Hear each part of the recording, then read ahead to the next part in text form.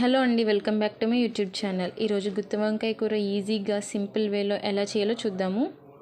దానికి ముందుగా mixie jar తీసుకుని అందులో మీడియం సైజ్ ఉల్లిపాయ ముక్కలు, చిన్న అల్లం ముక్క, 5-6 వెల్లుల్లిపాయలు, 1/2 టీ స్పూన్ జీలకర్ర పొడి, 1 టీ స్పూన్ ధనియాల పొడి, 3 లేదా 4 లవంగాలు, టేస్ట్ కోసం చిన్న దాల్చిన చెక్క వేసుకోవాలి.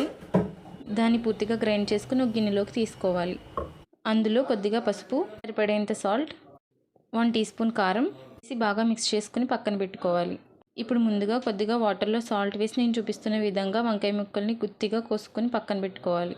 నెక్స్ట్ మనం ముందుగానే రెడీ చేసి పెట్టుకున్న ఉల్లిపాయ పేస్ట్ మొత్తాన్ని ఇలా గుత్తి వంకాయలోకి సరిచేస్తూ నేను చూపిస్తున్న విధంగా పెట్టుకోవాలి. ఇలా ఒకదాని తర్వాత ఒకటి అన్ని వంకాయలకి పేస్ట్ పట్టించాలి. నేను తీసుకున్న వంకాయలను బట్టి కొలతలు చెప్తున్నానండి. మీరు కొంచెం ఎక్కువ తీసుకుంటే మాత్రం మసాలా కొంచెం ఎక్కువ యాడ్ చేసుకుని మిక్స్ చేసుకోవాలి.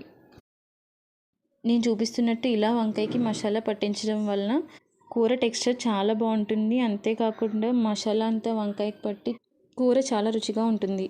ఇలా వంకాయలన్నిటికీ మసాలా పట్టించి పక్కన పెట్టుకోవాలి. ఇప్పుడు ముందుగా ప్యాన్ పెట్టుకుని 3 టేబుల్ స్పూన్స్ ఆయిల్ వేసి హీట్ చేసుకోవాలి.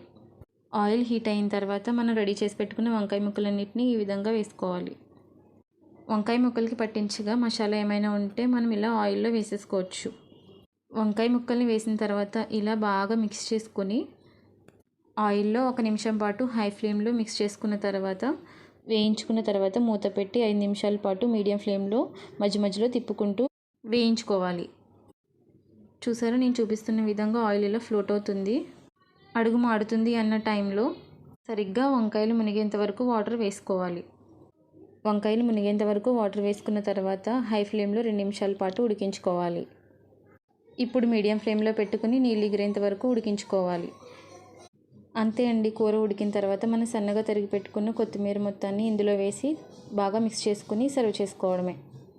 ఈ రెసిపీ డెఫినెట్గా ట్రై చేయండి, చాలా కమ్మగా ఉంటుంది.